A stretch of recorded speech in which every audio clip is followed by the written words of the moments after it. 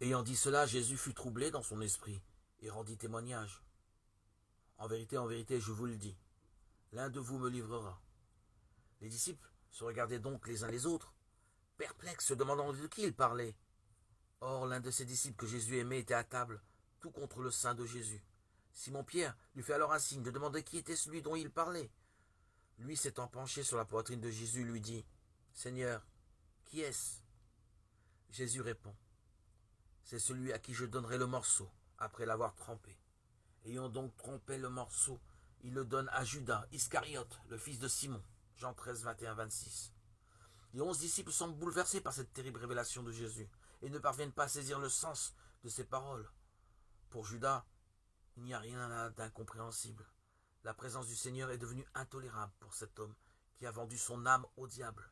Lorsqu'il a reçu le morceau par lequel le Seigneur le désignait, Satan entre en lui, verset 27, et il sort. Comme la bourse lui avait été confiée, les disciples estiment qu'il s'en va pour acheter les provisions pour la fête ou pour soulager les pauvres. Verset 29. Sans un mot, Judas s'en va dans la nuit, verset 30, pour s'enfoncer un peu plus tard seulement dans une nuit plus profonde. Cette horreur d'une grande obscurité de laquelle on ne revient pas. On a remarqué que dans cette scène si solennelle, il n'y a pas de condamnation de Judas. Aucun reproche ne lui est adressé. Aucune parole d'expulsion n'est prononcée contre lui. La présence d'un faux disciple est révélée. Le péché qu'il est sur le point de commettre est annoncé. L'homme qui va le commettre est désigné. Puis au milieu d'un silence plus terrible que des mots, il quitte la lumière qui le transperce.